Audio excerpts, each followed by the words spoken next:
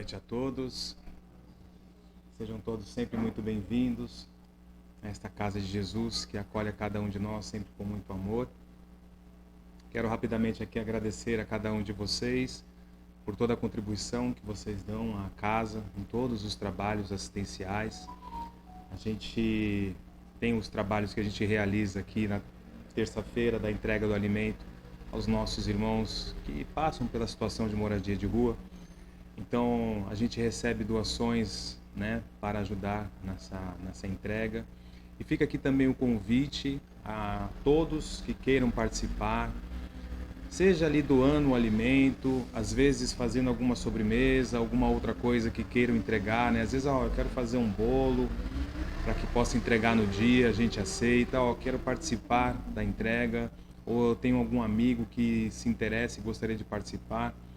Traga aqui, né? Ou procure a gente lá no grupo, a gente tenta sempre colocar as pessoas ali, porque é um trabalho muito importante. E como a gente sempre lembra, na verdade a entrega do alimento é um meio para chegar até eles. A gente entrega o alimento porque é necessário ao corpo, mas a nossa preocupação é o alimento da alma. É uma palavra, é escutar, é uma oração, um olhar diferenciado a cada um daqueles que já está acostumado com a indiferença, né, da maioria das pessoas, até mesmo com o preconceito, e de repente encontra ali alguém que realmente se propôs a seguir o caminho do Cristo, né? Que eu acredito que isso, cada um de nós aqui está assim, buscando realmente seguir o caminho do Cristo, mudando seus hábitos e enxergando a todos como irmãos que realmente somos. Na quarta-feira nós temos o Bazar da Pechincha, né, que funciona aí das 2 até umas 4 horas, né? E quem tiver roupas, utensílios para o lar, né, em bom estado, que queira doar, a gente vende aqui no bazar a preço bem assim baixo, quase que simbólico, para auxiliar as pessoas que precisam. E esse dinheiro é revertido para o pagamento, né, das contas da casa, aluguel, conta de água, luz. E no final de semana nós temos o estudo que a gente realiza de forma online ainda, por enquanto. A gente estuda o Evangelho segundo o Espiritismo e o Livro dos Espíritos, tá? É sempre importante, mesmo quem já tenha realizado, né, até para trazer a experiência e também o conhecimento de outras literaturas ali que possam auxiliar naquele momento de estudo. Então fica aqui o convite para quem queira participar desses estudos, e a gente tem o plano de retomar os estudos presencialmente aqui, inclusive também de iniciar uma nova turma de estudo do Livro dos Médiuns e também a formação de um novo grupo mediúnico na casa. Então, para quem já estudou o Evangelho, o Livro dos Espíritos, quando chegar essa oportunidade, vai poder participar e ajudar a gente a formar uma nova equipe de trabalho. E esse vídeo aqui, né, que eu coloquei do Haroldo, é sempre para a gente lembrar da importância da encarnação, de estarmos aqui. É algo realmente muito difícil encarnar, necessário muitas coisas são necessárias ali convergirem para que a gente esteja aqui. Inclusive acertos de contas, né, remissão de erros, é necessário que a outra parte queira, se disponibilize também a vir encarnada com vocês, né, conosco ali, para poder haver essa remissão dos erros. Então estar aqui é algo muito divino mesmo, é um presente de Deus a cada um de nós. E que a gente se lembre sempre que o mal que a gente faz, que a gente acha que está fazendo às outras pessoas, a gente está fazendo a nós mesmos. Que mesmo antes da gente, quando a gente deseja o mal ao próximo, antes desse mal chegar ao outro, ele já se instalou em nós. Nós somos os primeiros a sentir esse mal. Então busquemos sempre valorizar a vida, não é só no Setembro Amarelo, né? Não é só no mês de setembro. É um mês que a gente se dedica e fala mais sobre o tema, mas é algo muito importante que a gente leve conosco, que a encarnação é algo divino e que devemos respeitar sempre. Eu convido agora a todos que a gente feche os olhos, para que a gente possa fazer a nossa oração.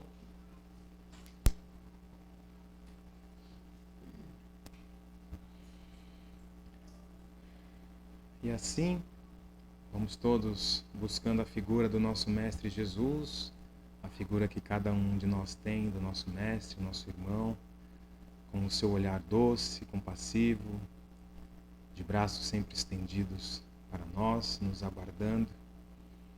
E vamos aproveitando esta oportunidade para agradecer. Agradecer a Deus, nosso Pai amado, a bênção desta encarnação, dos trabalhos a que somos chamados, a oportunidade de compartilhar, de conviver.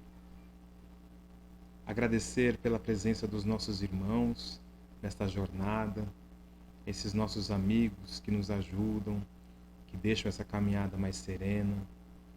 Agradecer a Jesus, nosso mestre, modelo e guia, pelos ensinamentos que ele nos deixou. Agradecer aos mentores desta casa, aos mentores, aos nossos irmãos da espiritualidade que estão aqui conosco, que desde muito cedo prepararam esse ambiente para nos receber, para nos acolher, porque aqui nós recebemos o tratamento, recebemos aqui todo esse carinho, esse amor, essa energia.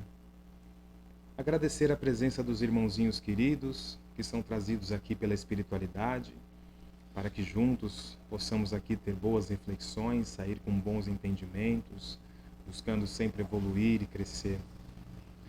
E vamos ainda pedindo pelo nosso planeta, essa escola maravilhosa, pedir que os governantes, que aqueles que estão à frente das sociedades, possam estar sempre inspirados pelos bons espíritos, que possam ter os corações abrandados, iluminados, para que tomem sempre as decisões buscando a coletividade, buscando o bem comum, sempre auxiliando aqueles que mais precisam.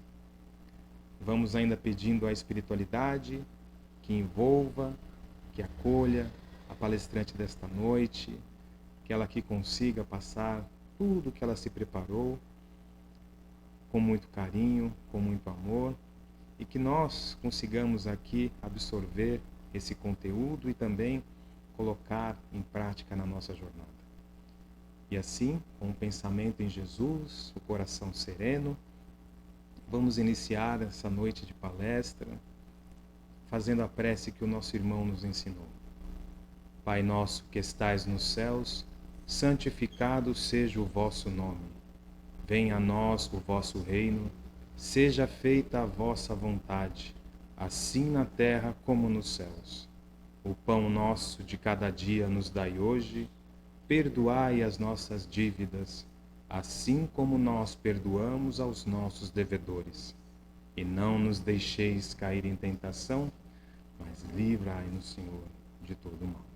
Que assim seja, graças a Deus, e uma boa palestra a todos nós.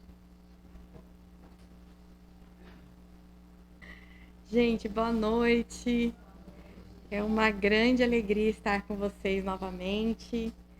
Eu vou tentar participar mais dessa casa, porque eu adorei o Diego falando, tão gostoso, né? Ele podia continuar aqui a palestra. E aí eu vou vir alguns dias aqui. E a gente vai dar continuidade, então, ao que o Diego já começou a falar. Parece que a espiritualidade ela vai preparando os assuntos, né, para concatenar as ideias. E hoje a gente vai falar sobre essa parábola aqui do devedor implacável. Ela é bem clara e no momento que a gente vai começando a ler, a gente já vai começando a interpretar ali quem somos nós dentro dessa parábola. Então ela começa o seguinte, ela está em Mateus 18, de 23 a 35. Então Jesus começa explicando: eis porque o reino dos céus é semelhante a um rei que resolveu acertar contas com seus servos. Ao começar o acerto, trouxeram-lhe um que devia 10.000 talentos. Esses 10.000 talentos aí a gente pode entender como uma representação de 100 bilhões de dólares. Então, é uma soma inestimável. Ele devia muito dinheiro, ele não conseguiria pagar. E aí, esse servo, não tendo este como pagar, o Senhor ordenou que o vendessem, juntamente com a mulher e com os filhos e todos os seus bens, para o pagamento da dívida. Então, na Roma antiga, era natural, se você não conseguisse pagar os impostos de César ou as dívidas ali do rei, era permitido a venda sua para trabalhar nas galeras e vender a família também para ser escravos. Então era natural essa regra e essa lei. O servo, então, porém, caiu aos seus pés, prostrado, e suplicava-lhe: dá-me um prazo e eu te pagarei tudo. Então aqui ele estava clamando para o rei. E aí, diante disso, o Senhor, compadecendo-se do servo, soltou-o e perdoou-lhe a dívida. Mas esse servo, quando saiu dali, encontrou um dos seus companheiros de servidão que lhe devia 100 denários. Aqui a gente pode representar como 100 reais ou 1.000 reais, uma quantia bem pequena. E, agarrando-o pelo pescoço, pôs-se a sufocá-lo e a insistir: paga-me o que me deves. O companheiro, caindo aos seus pés, rogava-lhe: dá-me um prazo e eu te pagarei. Mas ele não quis ouvi-lo, antes retirou-se e mandou lançá-lo na prisão até que pagasse o que devia. Vendo os seus companheiros de servidão o que acontecera, ficaram muito penalizados e, procurando o Senhor, contaram-lhe todo o acontecido. Então o Senhor mandou chamar aquele servo e lhe disse: servo mau, eu te perdoei toda a tua dívida. Por que me rogaste? Não devias também tu ter compaixão do teu companheiro, como eu tive compaixão de ti? Assim, encolerizado, o seu senhor o entregou aos verdugos até que pagasse toda a tua dívida. Eis, conclui Jesus, como meu Pai Celeste agirá convosco se cada um de vós não perdoar de coração ao seu irmão. Já deu para compreender aqui nessa parábola que o Senhor, o rei, representa em Deus. O servo mau representa, então, nós, que viemos aqui, reencarnamos, esquecemos de tudo, e aí quando alguém nos deve algo, seja em espécie financeira, seja através de emoções, de sentimentos, que a gente acha que os outros nos devem amor, respeito, carinho, compreensão. Então, seja essa moeda de troca emocional, psíquica ou financeira, nós esquecemos que a misericórdia divina foi muito maior e nos perdoou infinitamente, nos dando novas oportunidades para que a gente se reencontre aqui para sanar as nossas dívidas. Mas o que a gente faz? Aperta o pescoço do outro e cobra o que ele nos deve. E aí Jesus está colocando aqui: se a gente não aprender a perdoar de coração, é o que vai acontecer conosco. Da mesma forma com que a gente está agindo com esse irmão, Deus agirá para conosco. E a gente já vai entender sobre essa lei. Então, os pontos principais aqui que a gente viu: a dívida é uma dívida imensa, nossa. Mas o Senhor, que é Deus, nos perdoa infinitamente, nos dá muitas chances de reencarnação para que a gente possa sanar essa dívida. A nossa atitude muitas vezes é implacável, porque o outro nos pede misericórdia um tempo para que ele possa pagar a dívida dele, mas a gente não concorda. E aí a gente vai sofrer as consequências desse nosso comportamento implacável de não perdoar, de não agir com misericórdia. E agora a gente vai falar um pouquinho sobre a importância, então, de agir através do perdão e da misericórdia. Bom, a gente vai falar aqui sobre a justiça divina e não a justiça humana, porque a justiça humana, ela é limitada. Mas a justiça divina é completa, porque ela possui justiça, amor e caridade infinitos. Para a gente ter uma ideia de quem esteve aqui no mundo cumprindo essa justiça, nós tivemos apenas um: Jesus. Ele foi o único justo que habitou o nosso planeta, porque ele agia com justiça, amor e caridade. A justiça sem o amor, ela é implacável, ela é cruel. O amor sem a justiça pode ser que permita tudo, Então a justiça divina ela vai ser infinita e incondicional. Por isso que quando a gente passa por situações difíceis e a gente se pergunta por que estamos passando isso, nós estamos às vezes afirmando que Deus é injusto. Mas a divina justiça age com justiça, amor e caridade.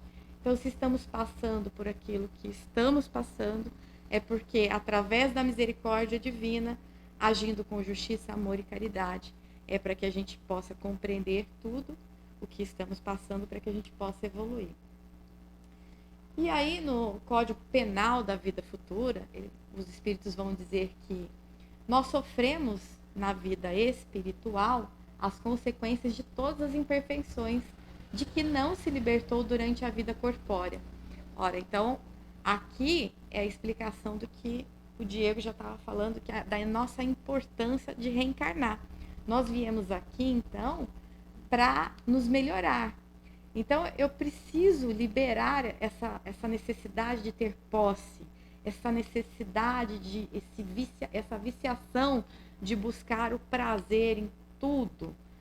Eu preciso evoluir e deixar a necessidade de ter prestígio, de ser popular, artista, de que as pessoas me conheçam, de parecer ser. Eu preciso deixar da necessidade de ter poder, de controlar, de ser violento.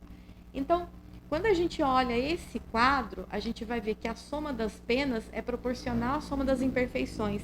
E aí a gente já começa a ver aqui o nosso calcanhar de Aquiles. Cada um de nós enfrenta uma dificuldade maior, ou duas, ou mais. A gente já começa a ver aonde que a gente tem mais dificuldade aí. Aqui, a gente vai ver que todas essas tentações, né, são regidas pelo egoísmo e pelo orgulho. Então, toda vez que a gente se apega às coisas materiais, nós estamos ainda com dificuldade na posse. E é onde a gente precisa avaliar e aprender a se melhorar. Então, quando a gente for se libertando de tudo isso, à medida que a gente for desencarnando, o espírito vai vendo que ele conseguiu evoluir um pouquinho a cada vez. E o espírito ele vai sofrer segundo o que fez sofrer. Assim ele compreende melhor e corrige. Emmanuel vai dizer assim que cada lágrima que você fez alguém sofrer, você vai chorar. Então, cuidado com as suas próprias atitudes, porque você vai chorar exatamente igual. A gente passa pelas experiências de dor para compreender melhor como que funciona essa experiência. Então, por exemplo, as mães se conectam através da maternidade, porque só elas passaram a dificuldade da gestação, a dificuldade da saúde, depois o parto, depois aquela sensação de completude com seu filho, como se ele fosse único dela.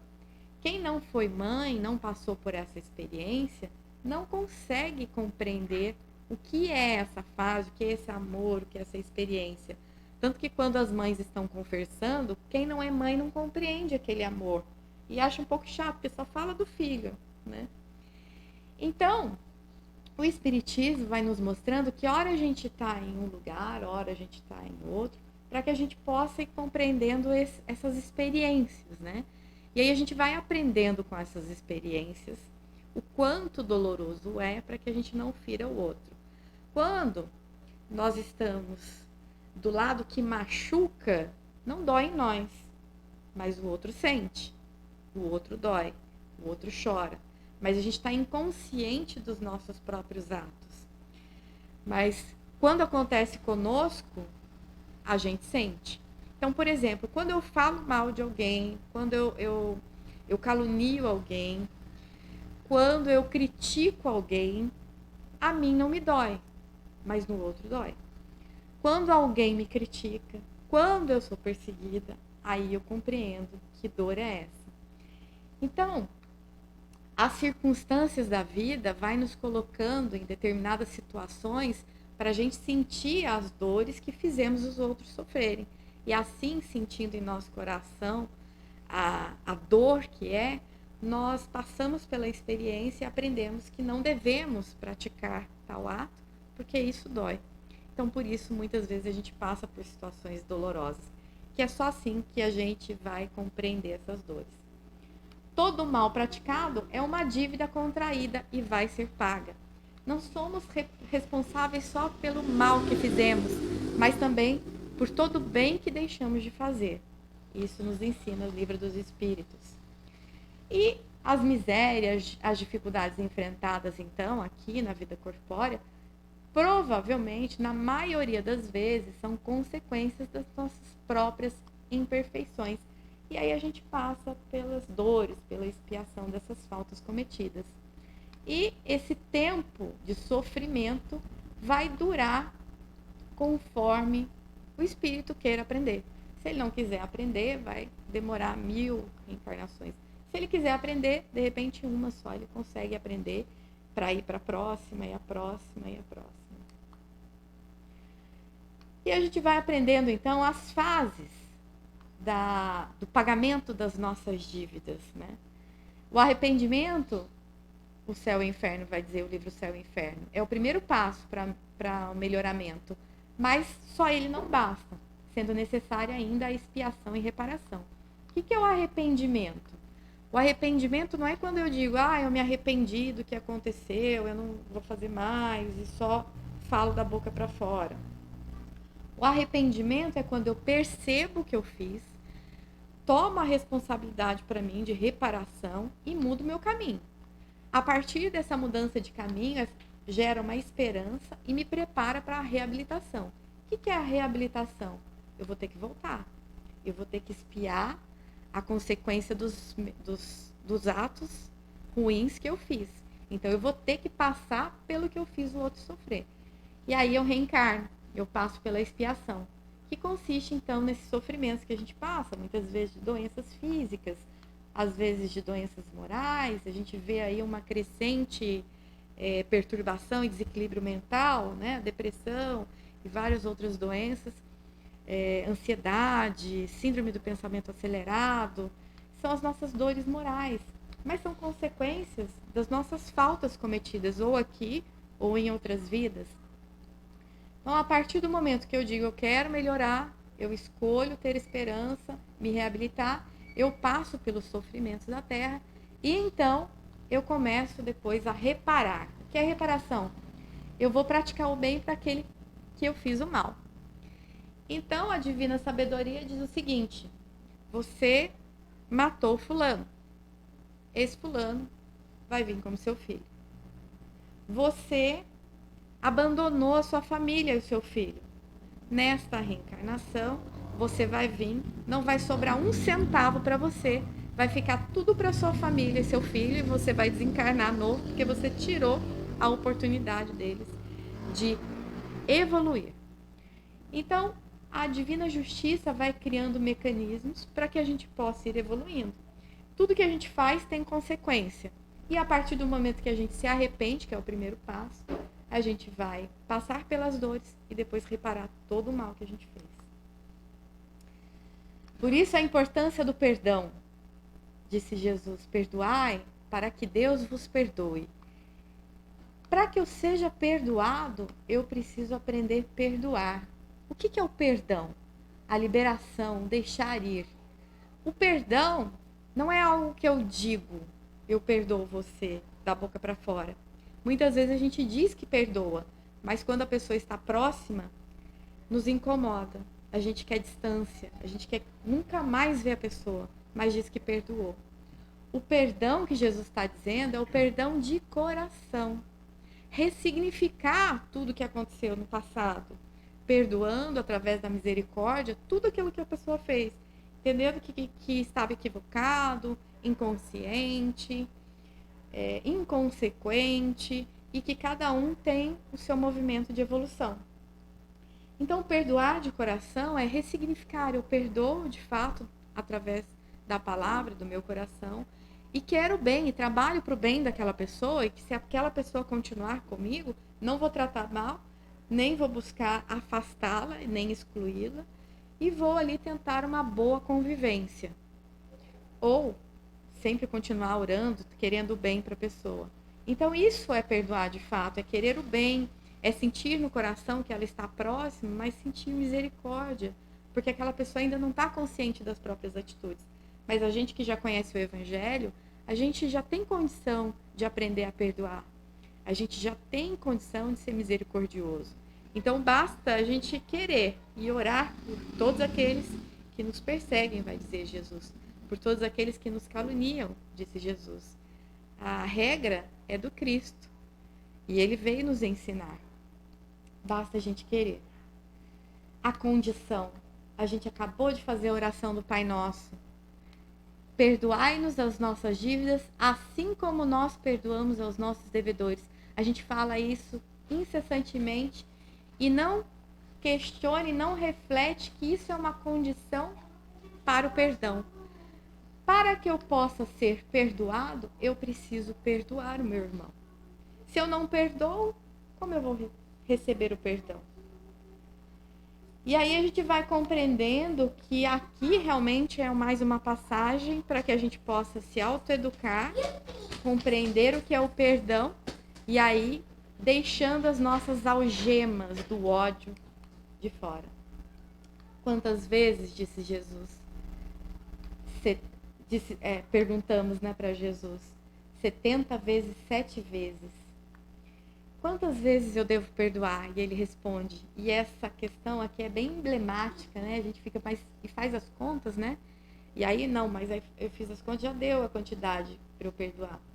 Mas se a gente for procurar o número 7 na gematria em hebraico, significa o infinito número 7. Então o que ele quis dizer é um simbolismo para dizer que nós devemos perdoar os nossos irmãos assim como Deus nos perdoa. Infinitas vezes, não só 70 vezes 7, literalmente. E Jesus continua, os misericordiosos receberão a misericórdia de Deus. Então, para que eu receba a misericórdia de Deus, eu preciso ser misericordioso. A gente passa a aprender aqui que para que eu receba tudo aquilo que eu desejo, primeiro eu preciso agir. É agindo, é ensinando, é progredindo que eu vou sentindo e capacitando o meu coração e o meu espírito para a evolução. Por isso eu também estou aqui, porque através dos conhecimentos e das reflexões, vou capacitando também a minha consciência para cada vez mais acender as minhas sombras, para que eu possa iluminá-la com esse conhecimento, transformando o sentimento em ação. E é assim que a gente vai seguindo. O Pai estabeleceu a cooperação como lei que rege a vida. A gente não evolui só. Nós precisamos do outro. Por isso, o segundo passo é usar a misericórdia. O cooperador chama-se pai, filho, amigo, cônjuge. Então, aquele que coopera com a nossa evolução e que a gente diz, nossa, meu Deus, que pessoa difícil, eu não queria ter vindo nessa família. Justamente a gente está chamando ele, que é o nosso cooperador, de inimigo, né? Para que afaste. Mas são eles que vieram cooperar com a gente. Às vezes são parentes difíceis que vão nos incentivar a paciência, a cultivar a paciência, a resiliência, a resignação, a cultivar o amor, o perdão, a misericórdia. Às vezes, os cooperadores são já mais preparados, então vem para preparar aquele filho difícil. Já são os pais misericordiosos, bondosos, educadores. Mas muitas vezes nós vemos conflitos entre as famílias, mas não deixa de ser cooperação. A gente sempre acha que a cooperação é sempre coisa boa, né? Porque a gente interpreta o outro que é difícil como mal. Na verdade, o outro, cada vez que nos instiga a ter equilíbrio e a encontrar dentro de nós sentimentos que ainda não existem, ele está cooperando com a lei. Olha que interessante. Então, aquele que é difícil, que você tem que ter muita paciência para não explodir, Olha o exercício que está sendo cultivado no seu interior de equilíbrio, de paciência. Porque se esse cooperador não tivesse à sua frente, não requisitasse ali a sua paciência, o seu tempo, você não teria esse exercício, você não teria evoluído. E aí você vai aprendendo com essas experiências e conquistando virtudes. Portanto, graças a Deus que temos os pais, os filhos, os amigos, os cônjuges, para que possam nos ensinar. E que bom que eles não são tão fáceis, e que bom que eles não são como a gente. Que bom que eles são difíceis, porque é assim que a gente aprende. Usando a misericórdia. Porque o que o outro nos deve é imensamente menor do que o que devemos para com Deus. Então, se o outro nos deve alguma coisa, seja financeiramente, emocionalmente, psicamente, qualquer coisa, lembremos dessa frase. Nós devemos muito mais a Deus, que já nos perdoa, nos deu essa misericórdia e a oportunidade para que a gente possa ir evoluindo. Então, que a gente possa utilizar a misericórdia perdoando, aprendendo que cada um está numa fase e cada um vai evoluir no seu tempo, fazendo a nossa parte e deixando com que a divina lei de justiça faça a sua parte.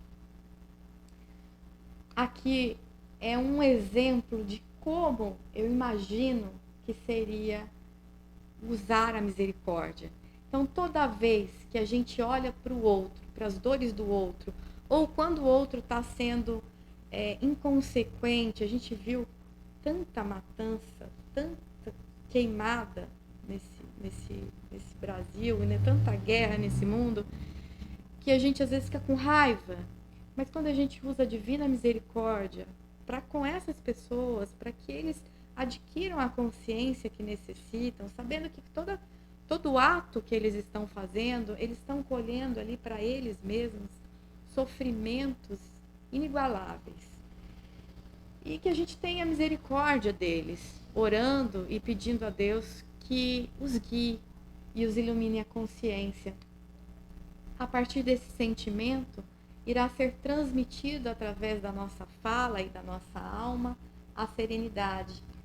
E aí a gente começa a receber a paz interior, a paz de consciência, que nos ilumina o outro e socorre a nós mesmos e ao outro. E aí eu imagino que seja grandioso esse sentimento de misericórdia.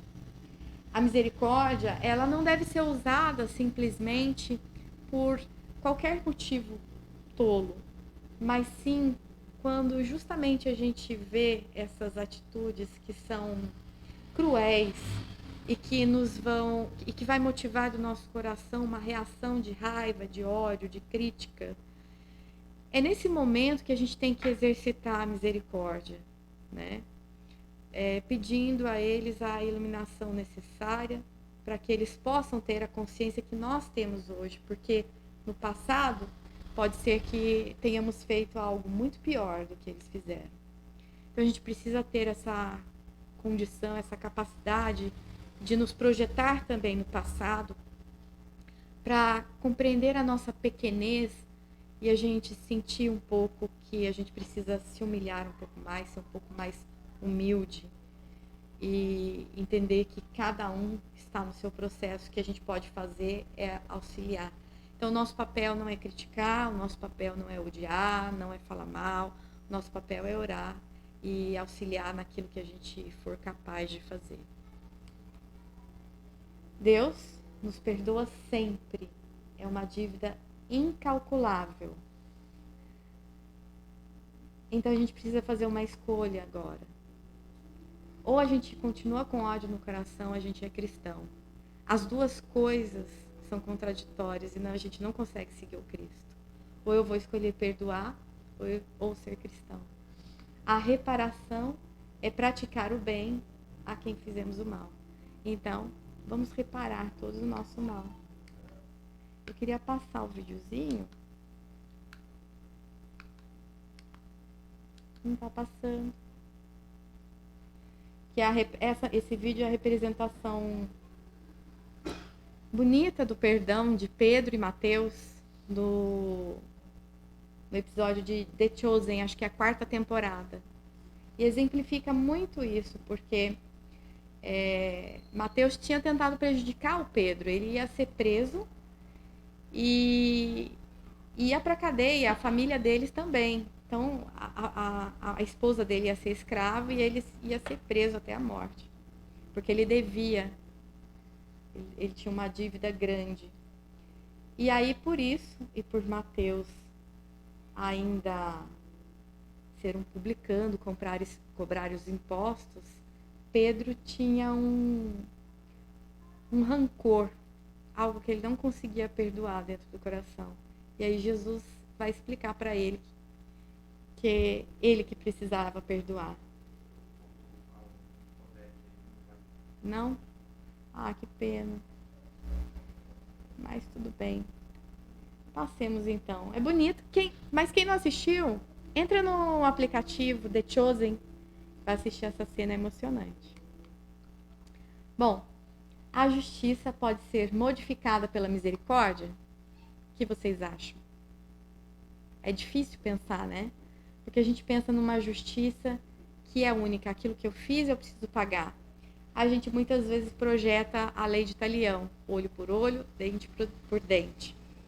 E aí, o irmão X vai dizer, nesse pequeno conto, que um amigo e outro estavam discutindo sobre a justiça. E um perguntando, você não acredita que a justiça possa ser modificada pela misericórdia? Ou seja, eu fiz algo muito ruim a alguém, né? Eu menti, traí, matei.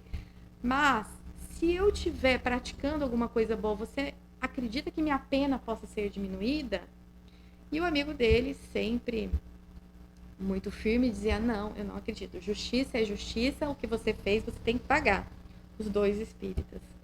E eles estavam viajando e ele foi deixar o amigo na casa dele, estava escuro, chovendo e tinha um buraco no meio do asfalto. E aí ele passou, sentiu o buraco e disse para o amigo, olha, melhor a gente parar e sinalizar para que outros motoristas não passem por isso, porque pode gerar um acidente. E aí esse amigo disse o seguinte, não é responsabilidade nossa, a prefeitura que faça, o pessoal que cuida da estrada que faça, vamos seguindo. E foi embora, deixou o amigo na casa dele e voltou. Quando ele retornou, muita chuva, escuro, ele passa em cima daquele buraco de retorno, tomba o carro, tem um acidente seríssimo e vai para a UTI.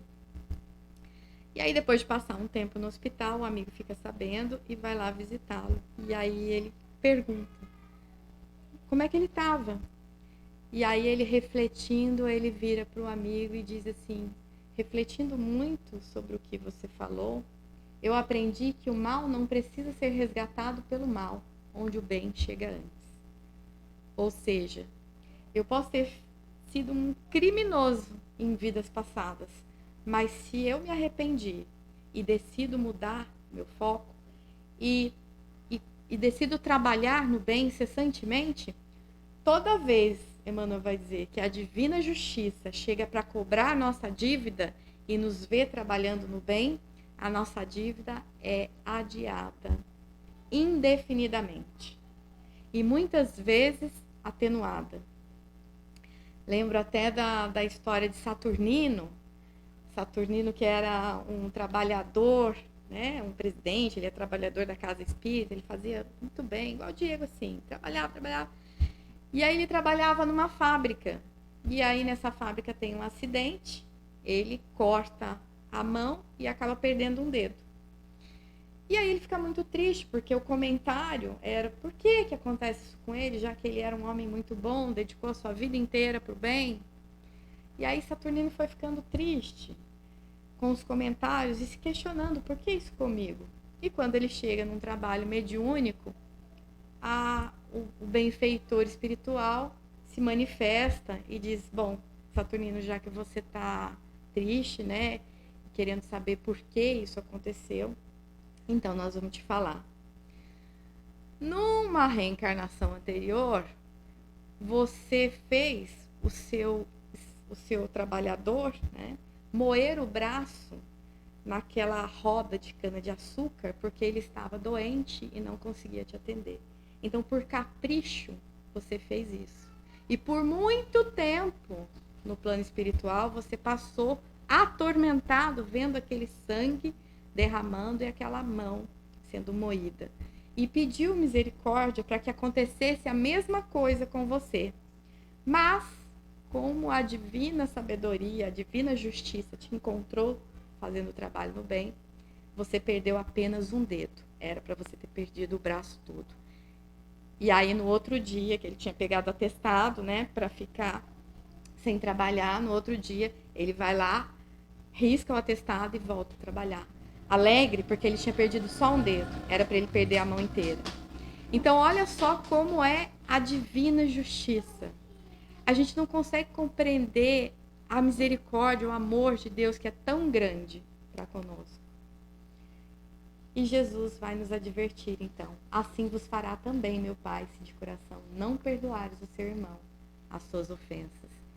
Então, que a gente possa compreender que essa parábola, a função primordial é a gente valorizar a nossa reencarnação, valorizar tudo aquilo que nos acontece de circunstâncias, sejam elas boas ou ruins, entendendo que todos são cooperadores da lei e que a lei está sendo cumprida e não segue os nossos desejos, independente do que a gente acha ou deseja. Que a gente possa ser mais gratos, que a gente possa aprender a doar mais, a amar mais, a ter mais misericórdia e a perdoar mais, sem esperar nada em troca. É esse o nosso papel aqui, como espíritos em evolução. E eu agradeço a caridade de me ouvirem e peço a Jesus que esteja sempre conosco, hoje e sempre. Boa noite.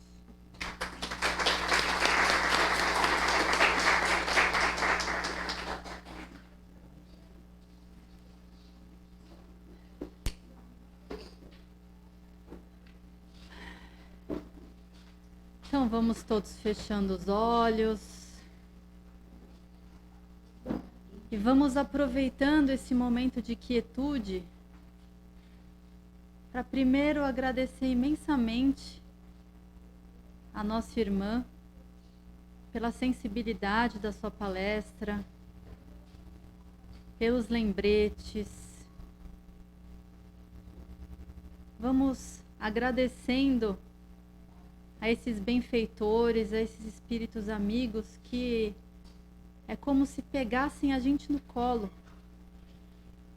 usando de toda essa misericórdia, de toda essa misericórdia, sendo misericordiosos com tudo que já fizemos, mas que hoje estamos aqui, numa casa espírita, estudando, trabalhando, no caminho do bem. Então, agradecendo a esses espíritos, ao nosso anjo de guarda, aos mentores dessa casa, aos dirigentes, vamos unindo os nossos corações a Jesus. E vamos pedindo que nos ajudem nesse caminho do perdão, do auto perdão e do perdão a esses cooperadores que estão nos nossos caminhos. E assim, em sinal de louvor e agradecimento, nós vamos dizendo todos juntos: Pai nosso que estais nos céus, santificado seja o vosso nome. Venha a nós o vosso reino, seja feita a vossa vontade, assim na terra como nos céus. O pão nosso de cada dia nos dai hoje. Perdoai as nossas dívidas, assim como nós perdoamos aos nossos devedores. E não nos deixeis cair em tentação, mas livrai-nos, Senhor, de todo o mal, que assim seja, graças a Deus. Boa noite a todos, que tenhamos momentos agora de meditação e reflexão, aguardando o passe de cada um.